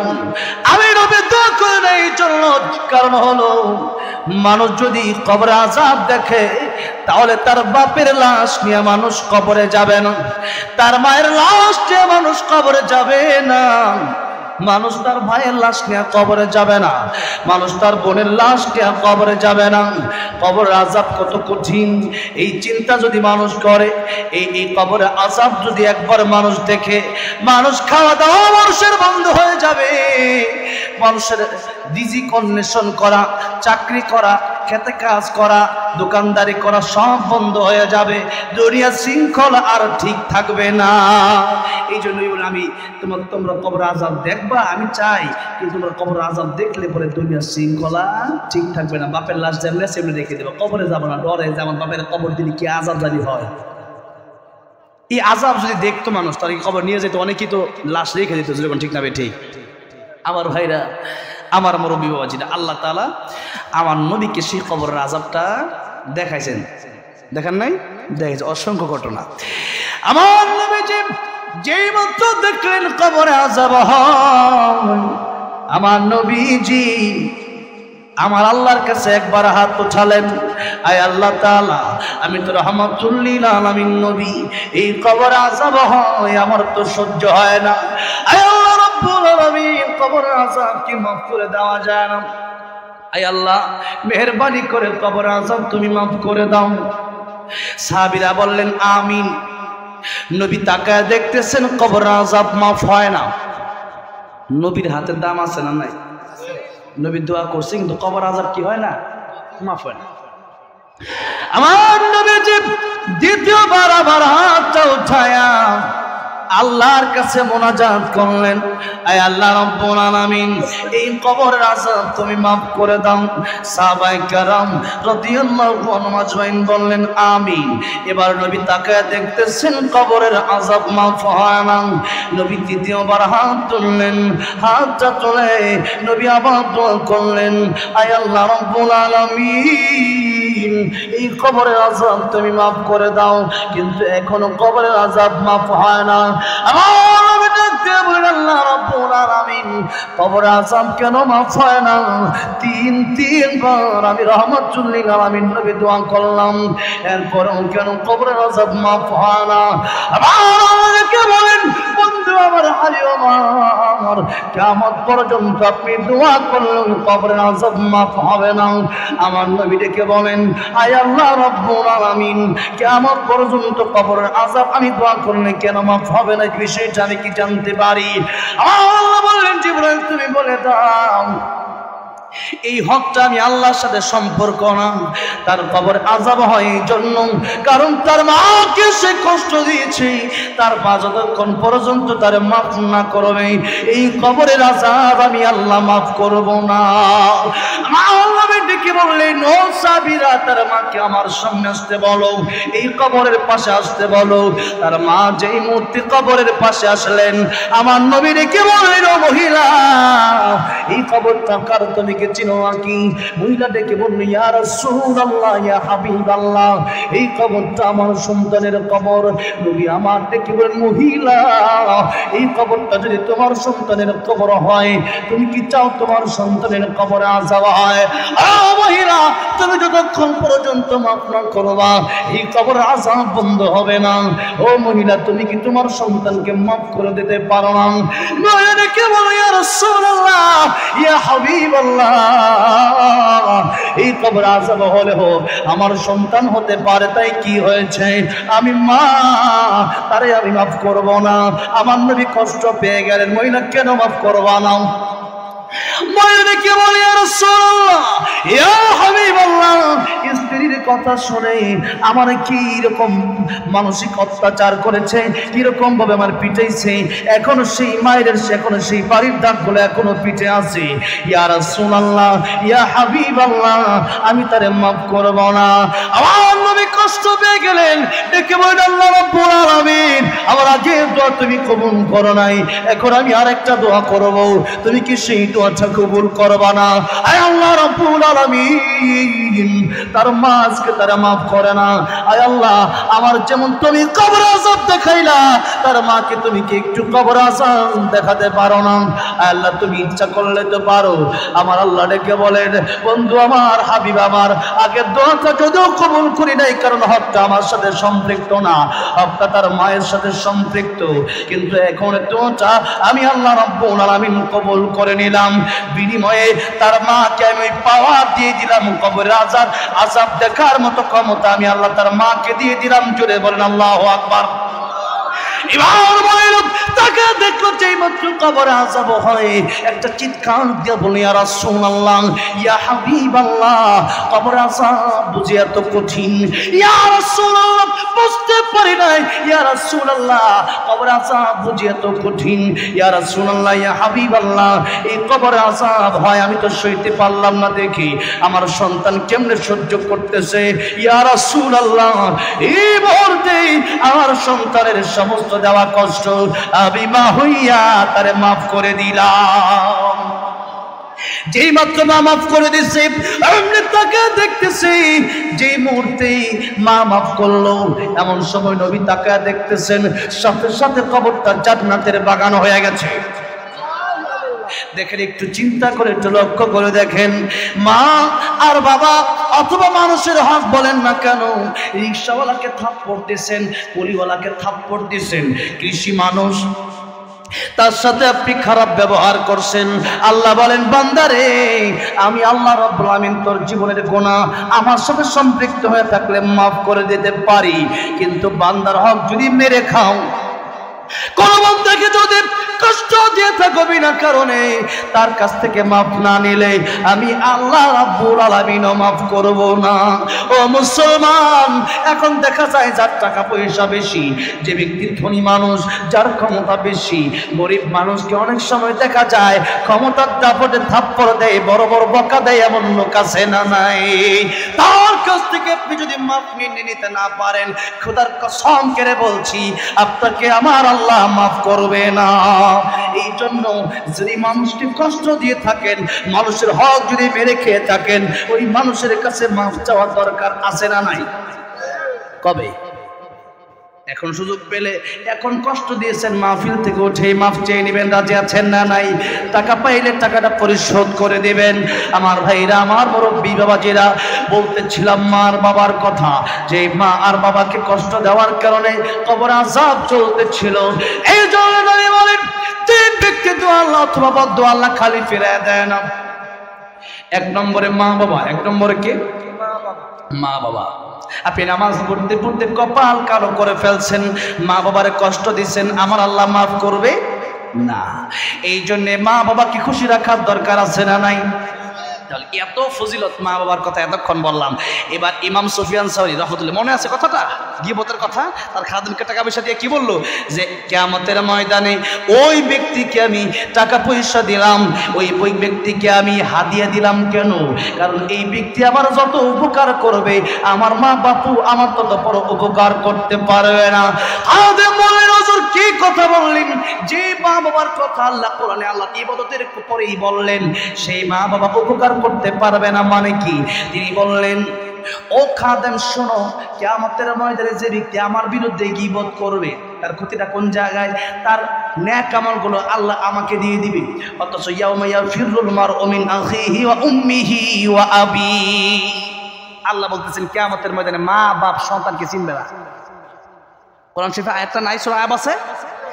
মা বলবে আমার বিয়েই হয় নাই, সন্তান কোন জায়গা থেকে আসবে? বাপ বলতে আমি বিয়ে করি নাই, কে বিয়া, কে সন্তান হয়? এখন ওই মুহূর্তে এত বিপদের সময় মা বাপ সন্তানের পরিচয়, একটা নেকি যদি খালি মিজানের পাল্লায় কম হয়ে যায় তাহলে যাওয়া লাগবে জাহান্নামে, এই চিন্তা করে যেরকম ঠিক না ঠিক। কিন্তু কেউ যদি কারো বিরুদ্ধে গীবত করে কিয়ামতের ময়দানে আল্লাহ তাআলা ডাকবেন যে তোমার নেকিগুলো তারা দিয়ে তার বিরুদ্ধে গীবত করছিল কেন, তার কাছে মাফ চাইছি, লাগবে না। এখন এই বিচার হবে এখানে, তার সম্মান নষ্ট করছে কেন? এখন দুইটা ক্ষতি নবী বললেন, একটা হলো তোমার নেক আমল তাকে দিয়ে দেওয়া হবে, আর তার গুনাহগুলো তোমার দিয়ে দেওয়া হবে। বিনিময় তুমি যাওয়া জাহান্নামে গীবত করার কারণে, যার বিরুদ্ধে গীবত করলা সে যাবে জান্নাতে। যেরকম সুবহানাল্লাহ, জান্নাতে যদি যাইতে পারি গীবত করার কারণে, আর মা বাবা সেদিন একটা উপকার করবে না, তাহলে সেই গীবত যে করছে এটা চা খাওয়ানোর দরকার আছে না নাই? আর চা না খালি বিরিয়ানি খাওয়া দরকার, বিরিয়ানি খাওয়া দরকার, বিরিয়ানি খাওয়ানো দরকার, যেরকম ঠিক না ঠিক? ডাব খাওয়ানো দরকার, আরে 500 টাকা 1000 টাকা হাজির দরকার। তোর কারণে কেমন হবে আমি বাচ্চা যাবো, ঠিক না বেঠি? তোর ন্যাক আমল আমার দেওয়া লাগবো। আর এখন হুজুরের তো ন্যাক আমলই নাই, আল্লাহর ন্যাক আমল না থাকলে তার গুনাহ নিয়ে তুমি জান্নাতে যাও, আমি আল্লাহর পক্ষ থেকে নিকে দিয়ে দিলাম। তাহলে গীবত যদি কেউ যদি করে, শুনছেন যে আমার বিরুদ্ধে একজন বদনাম কইছে, এরে গিয়ে আপনি কইবেন দোস্ত আসা খাই, তুই আমার সবচেয়ে বড় দোস্ত, যেরকম ঠিক না ঠিক? চা যদি না খাইতে চায় 5 টাকার একটা কয়েন অর্ফা করে দিয়ে তুই খাইস, জনমের খাওয়া খা, বুঝবে কিয়ামতের ময়দানে, যেরকম ঠিক না বেটা? এখন যদি ওয়াজ শোনার পরে যদি কেউ গীবত করে, ওর ভিতরে তো মনুষ্যত্বই নাই, তেলে যেরকম ঠিক না বেঠি? এখন তাহলে কি গীবত করবেন না ছাড়বেন? ছাড়বো। হ্যাঁ, ছেড়ে দিতে হবে, আল্লাহ তৌফিক দান করুন, আমিন। আরে নবী বলছেন আল কাইসু মান দানা নাফসাহু, তুমি তোমার নিয়ে চিন্তা করো। আরে আমার কবর তো আমি যাব, আপনি যাবেন না, আপনার কবর আমি যাব না, তা আমার চিন্তা আপনারা নিয়ে আমি এত চিন্তা করার টাইম কই? আমি খাই আমার টাকা দিয়ে, চিন্তা আপনার নিয়ে ব্যস্ত হয়ে পড়ে রয়েছি আমি। আহা মুসলমান, আজকে শুধু ওইটা করছে ওইটা করলো কেন, মাইন্ডটা চিন্তা করতে করতে আজকে দেশটা শেষ।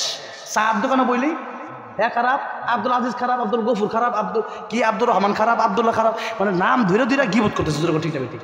হ্যাঁ মেয়েটা বেশি একটা সুবিধার না, মানে কাইলা বিয়ে দিছে হোমুক জায়গা, খালি একটা দোষ আছে, যেরকম ঠিক না বেঠে?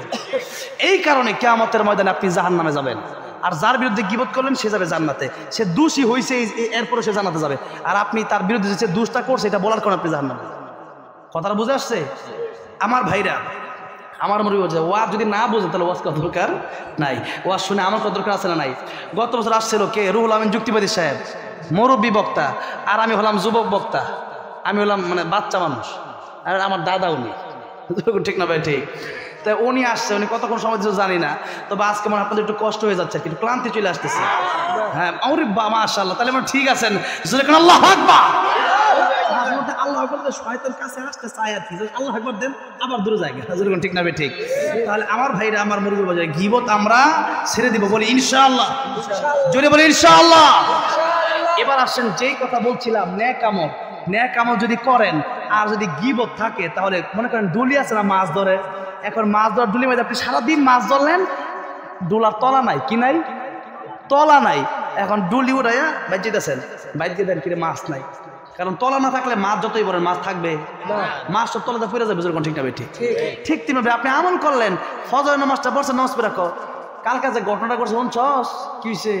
ওই যে এই কি জানি আব্দুল জলিল, লোকটা তো মনে কর যে কালকে হের মায়েরা বিয়ে দিছে, ঠিক করে নাই, এবার যে কামটা করছে, এই যে কথাটা বলছেন শেষ, ফজর নামাজ শেষ, ফজর নামাজ আর আছে নাই, ফজর নামাজ হয়ে গেছে গামটা, ঠিক না ঠিক? যার কারণে আমল যদি করেন, এই তলা যদি খালি থাকে, তলা যদি না থাকে, তা আমল কিন্তু সব ওই দিক দিয়ে যাবে গা। এই জন্য তলা ঠিক রাখতে হবে। কি ঠিক রাখতে হবে? তলা ঠিক রাখতে হবে। এই ন্যাক আমলের কথা।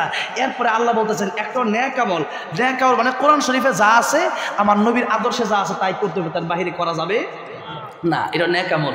এবার 2 নম্বরে আল্লাহ রাব্বুল আমিন বললেন ওয়ালা ইউশরিক বিইবাদাতি রাব্বিহি আহাদা। আল্লাহ বললেন শিরিক করবে না। কি করবে না? শিরিক করবে না। আর এই দুনিয়ার সবচেয়ে বড় গুনার নাম হলো শিরিক গুনাহ। এর চেয়ে বড় কোনো গুনাহ নাই, এর চেয়ে বড় কোনো গুনাহ নাই। এই শিরিকের ব্যাপারে ওয়াজ করতে হলে কয়েক ঘন্টা সময়ের দরকার। এই সিরাজগঞ্জে অনেক জায়গাতে এই শিরিক নিয়ে আলোচনা করছি। শিরিকের ব্যাপারে আল্লাহ শুধু এতটুকু বোঝেন, আল্লাহ বলেছেন ইন্নাল্লাহা লা ইয়াগফিরু আন ইউশরাকা বিহি ওয়া ইয়াগফিরু মা দুনা যালিকা লিমান ইয়াশা ওয়া মান ইউশরিক বিল্লাহি ফাকাদ ইফতারা ইসমান আযীমা ওয়া মান ইউশরিক বিল্লাহি ফাকাদ দাল্লা দালালান বাঈদা। দেখেন, শিরিক যদি আপনি করেন, আল্লাহ বলেছেন কিয়ামতের ময়দানে আমি আল্লাহ রহমান রহিম তোমার সব গুনাহ মাফ করে দিতে পারি, কিন্তু আমি আল্লাহ শিরিক মাফ করব না। এত মারাত্মক। মানে পীরের পায়ে সিজদা করবা, পরে মাজার সিজদা করবা, এরপরে আমি আল্লাহকে বাদ দিয়া অন্য মানুষের সাথে মাথা নত করবা, এগুলো হচ্ছে শিরিক। এরপরে মনে মনে ধারণা করতে আমার আল্লাহ যা পারে, পীর বাবাও তা পারে, আমার আল্লাহ যা পারে ওই নেতাও তা পারে, এগুলো মনে করাটাই হচ্ছে শিরিক। এই শিরিক থেকে আল্লাহ আমাদেরকে হেফাজত করেন, বলেন আমিন।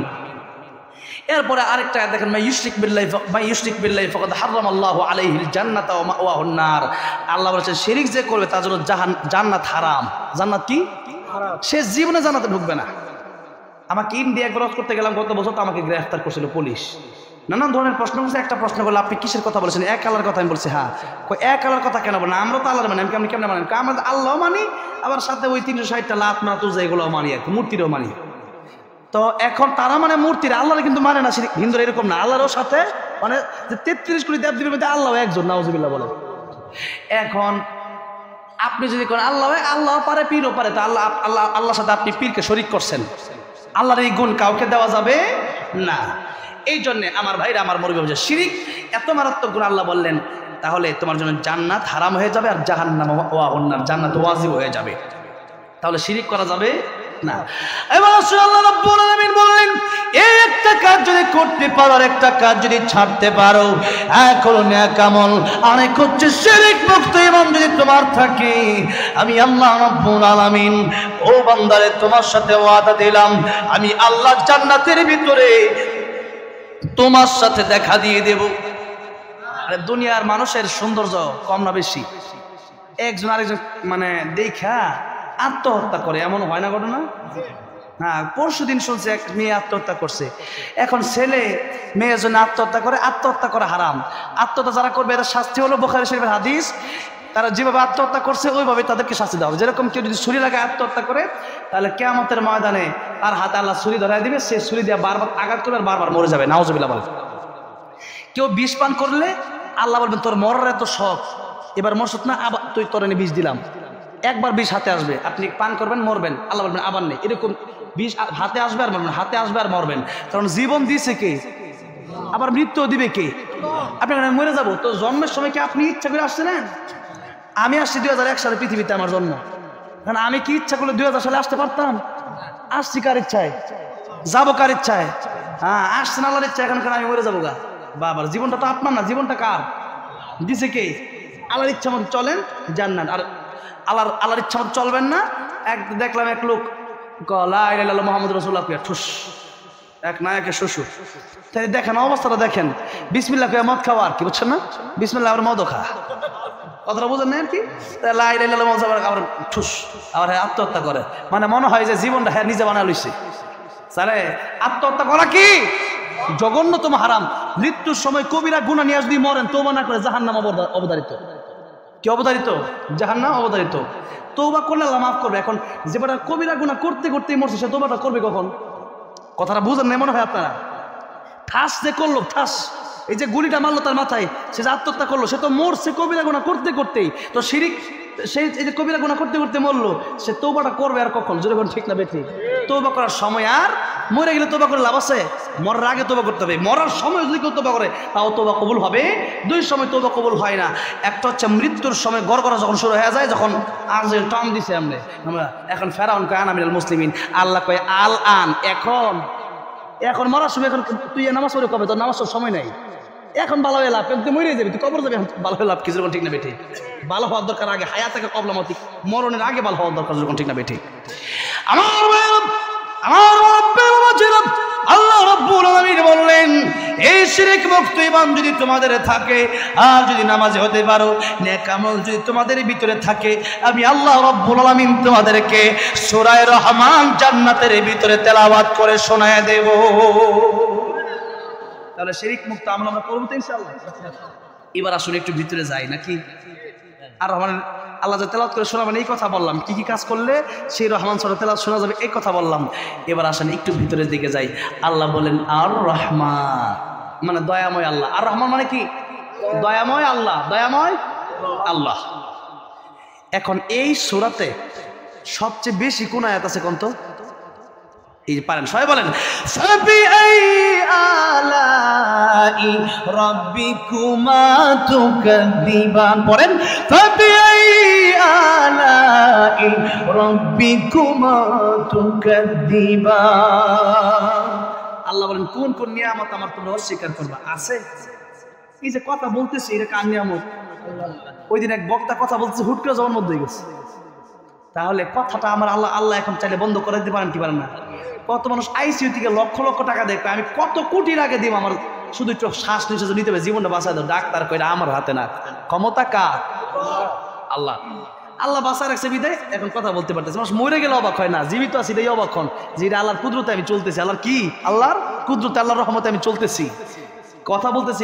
এটা আল্লাহর একটা কুদরত যে আমি কথা বলতেছি কেমন, কিভাবে সম্ভব? গরু ছাগল তো বলতে পারে না, যেরকম ঠিক না বেঠিক? হ্যাঁ। আল্লাহ বলেন কোন কোন নিয়ামত আছে, যা আছে সবই আল্লাহ। ওয়া ইন তাউদ্দু নি'মাতাল্লাহি লা তুহসুহা, আল্লাহর নিয়ামত গণনা করে শেষ করা যাবে। এবার আল্লাহ বলছেন আর রহমানু আল্লামাল কুরআন খালাকাল ইনসান। দয়াময় আল্লাহ কোরআন শিখালেন যিনি, মানুষ বানালেন যিনি। আল্লাহ বলতেছেন দয়াময় আল্লাহ, যে আল্লাহ তোমাদের উপর এই দুনিয়াতে নিয়ামত দিয়া দয়া করলেন। কি করলেন? দয়া করলেন। তো দয়ার ভিতরে আল্লাহ বুঝাতে চাইলেন সবচেয়ে বড় দয়ার নাম হচ্ছে কোরআন শরীফ। আল্লামাল কোরআন। আল্লাহ এত নিয়ামতের কথা সূরা রহমানে বলছে, প্রথমে কি বলছেন? বলেন আল্লামাল কোরআন, বলেন আল্লামাল কোরআন, আল্লামাল কোরআন। আল্লাহ বলেন প্রথম যে তোমাদের এই দুনিয়াতে যত নিয়ামত আছে সবচেয়ে বড় নিয়ামতের নামই কোরআন শরীফ। কোরআন শরীফ যে নবীর কাছে নাজিল হয়েছে, ওই নবী সবচেয়ে দামি নবী। যেই জায়গায় নাজিল হয়েছে মক্কা আর মদিনা, সেই জায়গা পৃথিবীর সবচেয়ে দামি জায়গা। যেই রাতে নাজিল হয়েছে ইন্না আনজালনাহু ফি লাইলাতুল কদর ওয়া মা আদরাকা মা লাইলাতুল কদর, লাইলাতুল কদরি খায়রুম মিন আলফি শাহর। হাজার হাজার মাসের চাইতে একটা রাতে উত্তম। সুবহানাল্লাহ। কোরআন শরীফের সাথে একটা গিলাফ লাগলে দাম কম না বেশি? দাম বেড়ে যায়। একটা কাঠ লাগলে দাম বেড়ে যায়। কোরআন শরীফের সাথে যাদের সম্পর্ক দাম কম না বেশি? বেশি। তো কোরআন শরীফ এর সাথে যাদের সম্পর্ক হবে তার দামই কি হবে? বাড়বে। এবার আসেন আল্লাহ পাক এই দুইটা আয়াতের কথা আমি একটু তর্জমা আর সংক্ষিপ্ত তাফসীর করে 10 মিনিটের ভিতরে আমি আলোচনা শেষ করে দেব। আল্লাহ রাব্বুল আলামিন বললেন আল্লামাল কুরআন খালাকাল ইনসান। আমি আল্লাহ তোমাদের উপর দয়া করলাম কোরআন দিয়া। আমি আল্লাহ রাব্বুল আলামিন বললাম ওরা তোমাদেরকে আমি আল্লাহ কোরআন শিখালাম আগে, মানুষ বানালাম পরে। অথচ আমরা দেখি মানুষ দুনিয়ায় আসলো আগে, কোরআন শিখলো পরে। কিন্তু দেখা যায় মানুষের মতো মানুষের চেহারা দিয়ে মানুষ হইলে প্রকৃত মানুষ হওয়া যায় না। আসাদ নূর আল্লাহরে চিনে না, ওটা কুত্তার চেয়ে খারাপ। আল্লাহ নিজে বলছেন আমি কই নাই তো, আমি কইলে আপনারা বলতে পারতেন হুজুর কি কইলেন, তা মানুষ আপনি কুত্তার চেয়ে খারাপ করেন। আমি বলি নাই। আল্লাহ তাআলা বলছেন লাহুম কুলুবুল লা ইয়াফকাহুনা বিহা ওয়া লাহুম আ'য়ুনুন লা ইউবসিরুনা বিহা ওয়া লাহুম আযানুন লা ইয়াসমাউনা বিহা উলাইকা কাল আন'আমি বাল হুম আযাল উলাইকা হুমুল গাফিলুন। আমি আল্লাহ কলব দিলাম, কোরআন বুঝলা না, সব বুঝলা, কেমনে খাইতে হয়, কেমনে বিয়ে করতে হয়, কেমনে চাকরি করতে হয়, কেমনে ডক্টর হইতে হয়, ইঞ্জিনিয়ার হইতে হয়, সব বুঝলা, কিন্তু কোরআন শরীফ শিখলা না। আমি আল্লাহ রাব্বুল চোখ দিলাম কোরআন দেখার জন্য, বেপরদা নারী দেখলা, কোরআন দেখলা না। কান দিলাম কোরআন শোনার জন্য, গান শুনলা, কোরআন শুনলা না। আল্লাহকে উলাইকা কাল আনআম, এরা শুধু জানোয়ারের মতন, বালহুম আদল, এর চেয়ে নিকৃষ্ট। কি বলছেন কথাটা, কি বলছেন? বালহুম আদল। তর্জমা করে দেখেন এগুলা। কোরআন শরীফ পড়েন মাঝে মধ্যে, কি বলবেন? কোরআন শরীফ পড়েন, পড়েন না তো, কোরআন শরীফ পড়েন মাঝে মধ্যে। কোরআন শরীফ যাদের শুদ্ধ নেই, কোরআন শুদ্ধ করবেন। কি করবেন? হ্যাঁ, এটা আলোচনা আসতেছে, 2 মিনিট আমি বলবো। দেখেন, আল্লাহ বলেন কোরআন যদি না শিখাও তুমি আর মানুষ থাকতে পারলা না, তুমি কি করেছে? নিকৃষ্ট হয়ে গেল। জন্মগতভাবে মানুষ তো আসাদ নূর, তাসলিমা নূর, ডোনাল্ড ট্রাম্প, নরেন্দ্র মোদী, এগুলো কি মানুষ? নরেন্দ্র মোদী কিরে মানুষ না কুত্তার চেয়ে খারাপ? কুত্তার চেয়ে খারাপ, কুত্তা নরেন্দ্র মোদীর চেয়ে বালা, বুঝেন নাই? এটা মানুষের কুত্তার দাম আছে, দাম নাই। কুত্তাও জান্নাতে যাবে, আসাবে কাবের কুত্তা কই যাবে? জান্নাতে যাবে। আর নরেন্দ্র মোদী কই যাবে? এমনি যদি এই অবস্থা যদি মারা যায় জাহান্নামে যাবে। তাহলে নরেন্দ্র মোদী যে কুত্তা বালা, আসাবে কাফের কুকুরটা কোথায় যাবে? জান্নাতে যাবে। সূরা কাহফে আসাবে কাহফের ঘটনা আসছে। তাহলে এই কুকুর যদি জান্নাতে যায়, মানুষ হয়ে যদি আমি আপনি জাহান্নামে যাই, তো কুকুর কি আমার চেয়ে ভালো না? বলেন। অথচ আল্লাহ আরেক জায়গায় কি বলছেন? ওয়ালাকাদ কাররামনা বানি আদম। অনেক লম্বা এগুলো তাফসির, মানুষের দাম বেশি না পশুর দাম বেশি, এই নিয়ে লম্বা তাফসির আমার আছে, ইউটিউবে আপনি পাবেন। মানুষের দাম কেন বেশি আর ফেরেশতার দাম মানুষের চেয়ে কম কেন? দেখেন, এই মানুষ ফেরেশতাকে সিজদা করছে না নাকি আদম আলাইহিস সালামকে ফেরেশতারা সিজদা করছে? বলেন। হ্যাঁ, তাহলে দাম কার বেশি? আদম আলাইহিস সালাম। বনি আদম, আল্লাহ বলেন ওয়ালাকাদ কাররামনা বানি আদম, বনি আদমের সমান আমি আল্লাহ বাড়ায় দিচ্ছি। ফেরেশতার চেয়ে বেশি কেন? ফেরেশতার গুনাহ করতে মনেই চায় না, গুনাহ করবে কেমনে? আর আমাদের গুনাহ করতে মন চায় কি চায় না? আমাদের গুনাহ করতে মন চায়, তাই করি না। আল্লাহ বলেন ফেরেশতার গুনাহ করতে মনে চায় না, তাই করে না। আর মানুষের গুনাহ করতে মনে চায়, তাই এরপরেও যদি না করে, ফেরেশতা মানুষ সমান হতে পারে না। এই শীতের সময় কষ্ট লাগে, তারপরে ফজর নামাজের সময় যায়। আর ফেরেশতা তো একটু কষ্টই নেই, ইবাদত করতে তাদের মজাই লাগে। আর আমাদের কষ্ট লাগে, এরপরে যদি ইবাদত করি, আল্লাহ বলেন মানুষ ফেরেশতার চেয়ে দামি। সুবহানাল্লাহ। আল্লাহ বলেন ফেরেশতার চেয়ে দামি না। আল্লাহ বলেন কেন?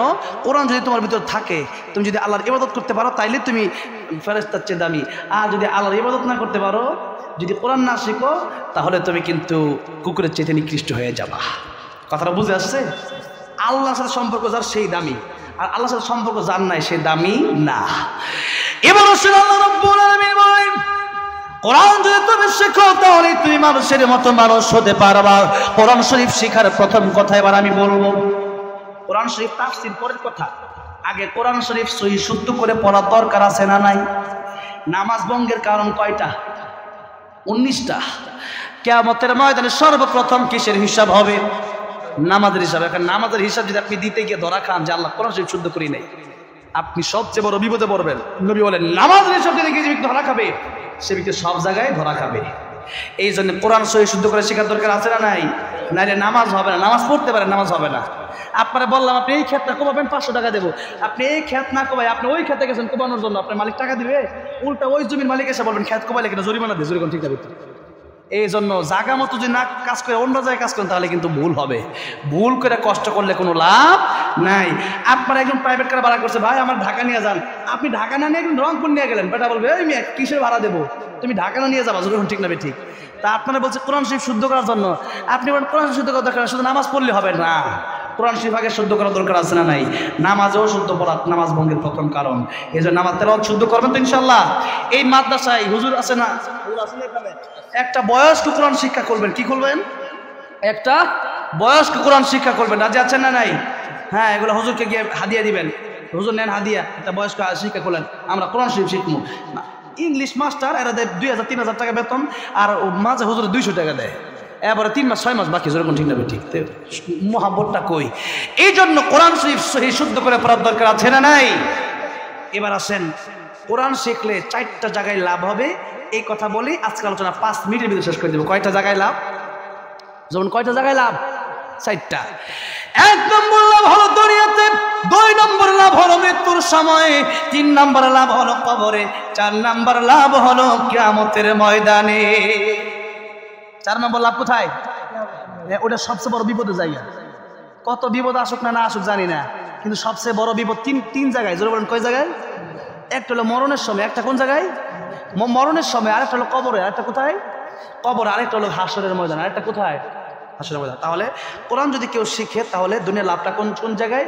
দুনিয়াতে মানুষ অসভ্য থাকবে না, সভ্য হয়ে যাবে। কারণ মানুষ জানে যে আমার পুলিশ, আর্মি, বিডিআর এগুলা না দেখলেও দেখা যায় অনেক সময় মানুষ ভুল কাজ করে, চুরি করে, ডাকাতি করে, সুদ খায়, ঘুষ খায়, কিন্তু তখন চিন্তা করবে যে আমার কোরআন তো আল্লাহ শিক্ষা দিয়েছে যে কিয়ামতের দিনে বিচার হবে। এই শিক্ষার কারণে সে ব্যক্তি সভ্য হয়ে যাবে, ভালো মানুষ হয়ে যাবে, চুরি করবে না, ডাকাতি করবে না, সুদ খাবে না, ঘুষ খাবে না, একজন সভ্য প্রকৃত গুণগত মানুষ হবে। ঠিক না বে ঠিক?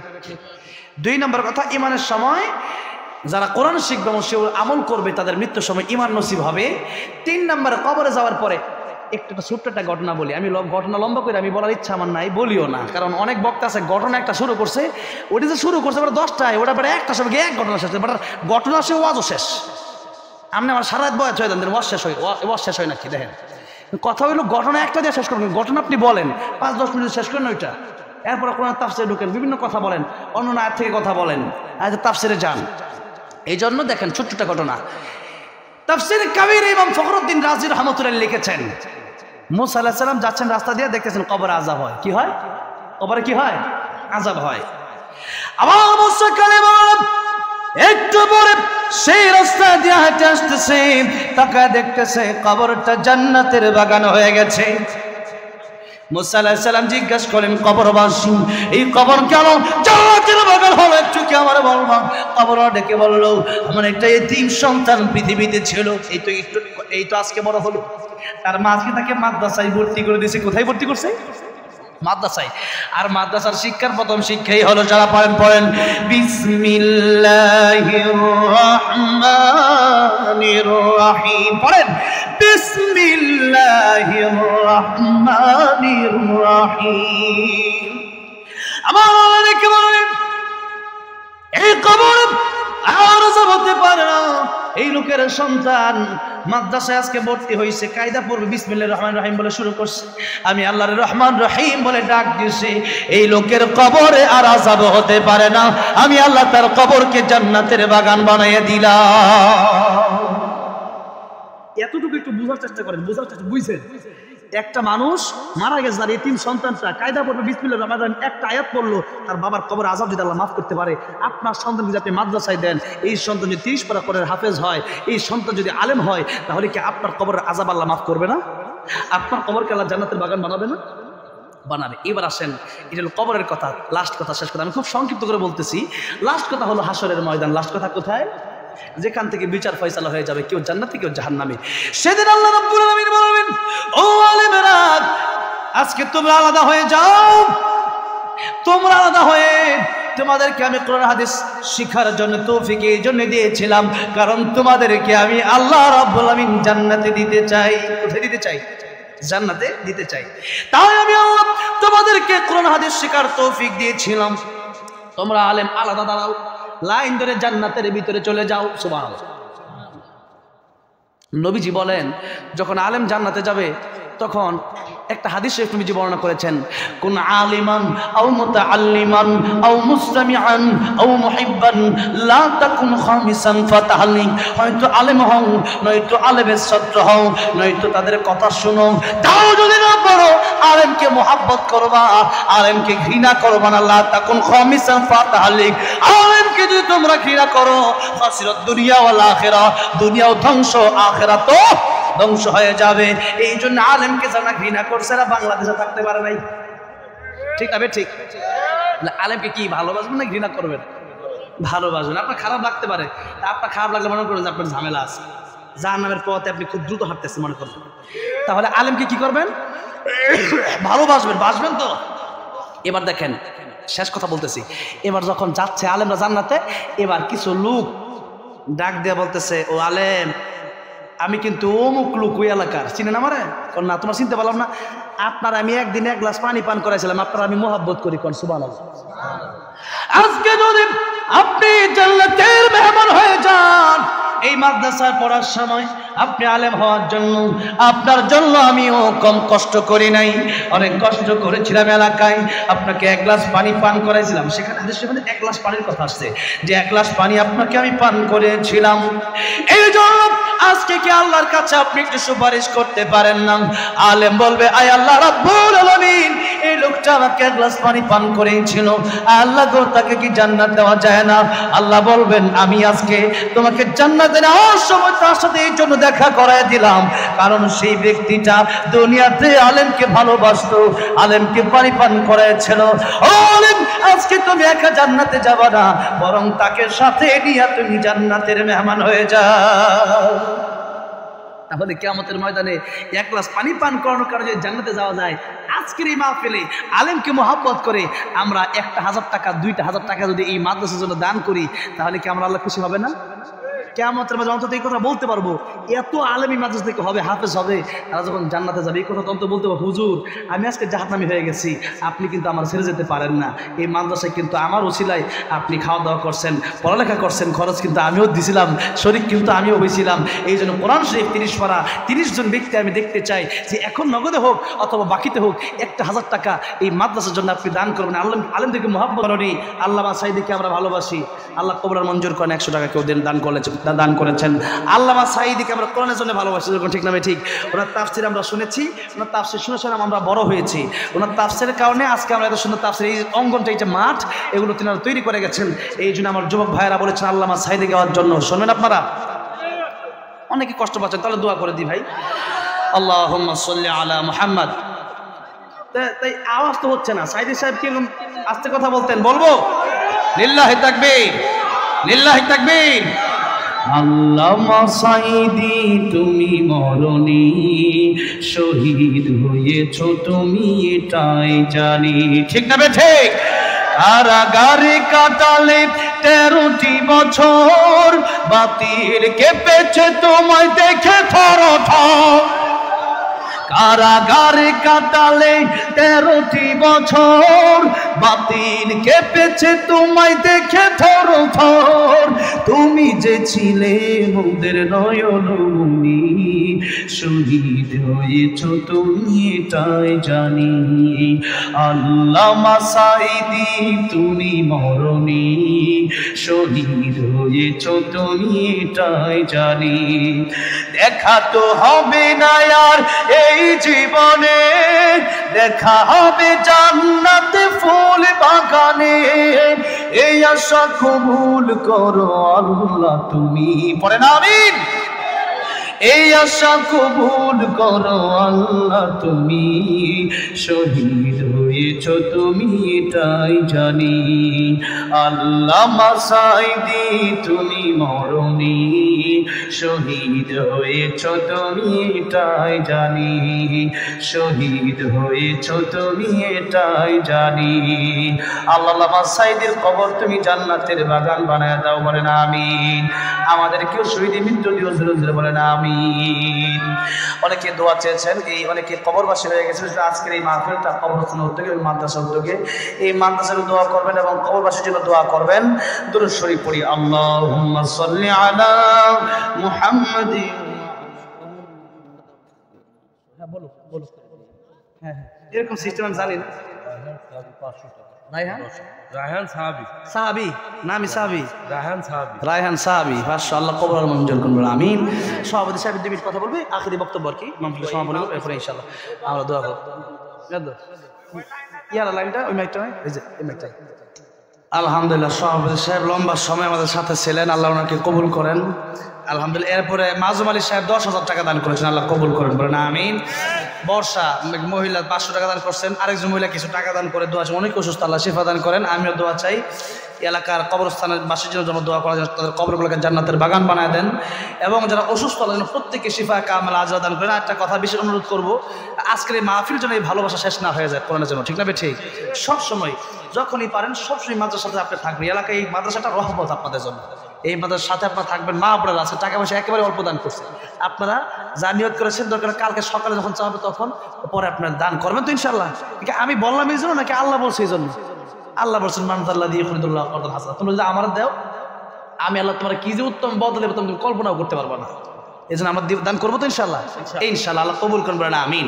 দুরূদ শরীফ পড়ি। আল্লাহুম্মা সাল্লি আলা মুহাম্মাদিন ওয়া আলা আলি মুহাম্মাদ কামা সাল্লাইতা আলা ইব্রাহিম ওয়া আলা আলি ইব্রাহিম ইন্নাকা হামিদুম মাজিদ। আল্লাহুম্মা বারিক আলা মুহাম্মাদিন ওয়া আলা আলি মুহাম্মাদ কামা বারাকতা আলা ইব্রাহিম ওয়া আলা আলি ইব্রাহিম ইন্নাকা হামিদুম মাজিদ। আল্লাহুম্মা আমিন। ربنا ظلمنا أنفسنا وإن لم تغفر لنا وترحمنا لنكونن من الخاسرين رب ارحمهما كما ربياني صغيرا। أي الله رب العالمين গভীর রজনীতে পৃথিবীর কত মানুষ আরাম করে ঘুমায় গেছে, বনের পশুগুলা ঘুমায় গেছে, পাখিগুলা বাসায় ঘুমায় গেছে। আয় আল্লাহ রাব্বুল আলামিন আমরা গুনাহগার, গভীর রজনীতে তোমার শাহী দরবারে ভিক্ষুকের মতো হাত বুলি বাড়ি বসে আছি আল্লাহ। আয় আল্লাহ রাব্বুল আলামিন আমাদের গুনার কোনো হিসাব আমাদের জানা নাই। আয় আল্লাহ তবে আমরা জানি আমাদের গুনার চাইতে তোমার রহমান রহিম গফফার নামের পাওয়ার গুনার চাইতে কোটি কোটি গুণ বেশি। আয় আল্লাহ রাব্বুল আলামিন আমাদের গুনার দিকে না তাকায়া তোমার রহমান রহিম গফফার নামের উসিলায় আমাদের জিন্দেগীর গুনাহগুলি মাফ করে দাও। আয় আল্লাহ রাব্বুল আলামিন জানি না কার জনম দুঃখিনী মা অন্ধকার কবর দেশে শায়িত। আয় আল্লাহ জানি না কার বাবা অন্ধকার কবর দেশে শায়িত। আয় আল্লাহ রাব্বুল আলামিন আমেরিকার খবর নেওয়া যায় টেলিফোনের মাধ্যমে, কিন্তু বাড়ির পাশে কবর যার কোনো খবর নেওয়া যায় না। আয় আল্লাহ রাব্বুল আলামিন মেহেরবানি করে আজকে এই গুরুস্থানের উদ্যোগে এবং অনেকের মা বাবা কবরে চলে গেছে, আয় আল্লাহ রাব্বুল আলামিন প্রত্যেকের কবর তুমি জান্নাতের বাগান বানাইয়া দাও। আয় আল্লাহ রাব্বুল আলামিন অত্র এলাকায় যত মুরব্বীরা কবরে চলে গেল, আমাদের অনেকের দাদা দাদি নানা নানি শ্বশুর শাশুড়ি আত্মীয় স্বজন বন্ধু বান্ধব পাড়া প্রতিবেশী অন্ধকার কবর দেশে চলে গেছে। আয় আল্লাহ রাব্বুল আলামিন তুমি যদি তাদেরকে মাফ করে দাও তোমার কোনো লস হবে না, তুমি যদি তাদেরকে মাফ না করো তোমার কোনো লাভ হবে না। আয় আল্লাহ রাব্বুল আলামিন মেহেরবানি করে তোমার রহমান রহিম নামের খাতিরে আজকের মাহফিলের উসিলায় তাদের কবর তুমি জান্নাতের বাগান বানাইয়া দাও। আয় আল্লাহ রাব্বুল আলামিন এই মাদ্রাসার মাহফিল যারা আয়োজন করলো, যারা দাওয়াত করলো, যা টাকা পয়সা দান করলো, যারা দান করবে, আজকে যারা আসলো বসলো এই পর্যন্ত যারা কষ্ট করলো, আমার যুবক ভাইরা মুরব্বী বাবাজিরা, আয় আল্লাহ রাব্বুল আলামিন আয় আল্লাহ আজকের মাহফিলকে ওসিলা করে কাল কিয়ামতের ময়দানে আমাদের নাজাতের ফয়সালা করে দিও। আয় আল্লাহ রাব্বুল আলামিন জানি না কে কোন এক বাসনা নিয়ে হাত তোলা বাড়ায় দিছে, মাবুদ গো তুমি তো অন্তরের খবর জানো। আয় আল্লাহ রাব্বুল আলামিন মেহেরবানি করে প্রত্যেকের মনের এক বাসনা তুমি পুরা করে দাও। আয় আল্লাহ রাব্বুল আলামিন গভীর রাত হয়ে গেছে, পৃথিবীর মানুষের দরজা বন্ধ হতে পারে, আয় আল্লাহ তুমি না প্রথম আকাশে চলে আসার বান্দাকে ডাকতে থাকো। আলামিন মুস্তাগফিরিন ফাগফিরনা আলামিন মুস্তারজিকিন ফারযুকহু আলামিন মুবতালান ফাউআফিয়াহু আলা কাদা হাত্তা ইয়াতুলু আল ফজর। আল্লাহ বান্দাকে ডাকতে থাকে, বান্দারে কার কোনো মাফের দরকার নাই। গভীর রজনীতে আল্লাহ এইভাবে ডাকে, বান্দারে তুই ঘুমায়া থাকিস না। আয় আল্লাহ আজকে আরামের ঘুম হারাম করে দিয়ে তোমার ডাকতেছি, দয়া করে মেহেরবানি করে তুমি আমাদের নেক বাসনা বাসনা পুরা করে দাও। আয় আল্লাহ যা দোয়া চেয়েছি আল্লাহ মনে নেক বাসনা পুরা করে দাও। অনেকে অসুস্থতা বেশি ফায় কামেল আজরা নসিব করে দাও। আল্লাহ আমাদেরকে গুনাহ থেকে হেফাজত করো, তোমার ওলি কামেল বানায়া দাও। আয় আল্লাহ যা চাইলাম তো দান করো, যা চাই না আমাদের দরকার তুমি তাও দান করো। আল্লাহ এই মাদ্রাসাকে তুমি কবুলের মঞ্জুর করে নাও, সমস্ত হাজার তোমার গায়বী খাজানা থেকে ব্যবস্থা করে দাও।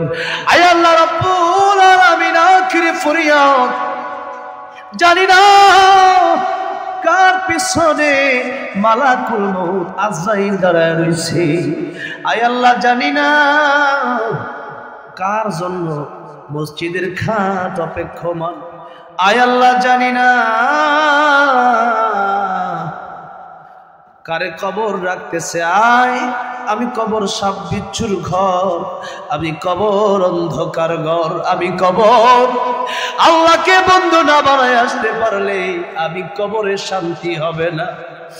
আয় আল্লাহ রাব্বুল আলামিন ওই কবর আযাব আমরা সইতে পারবো না, জাহান্নামের আগুন আমরা সইতে পারবো না।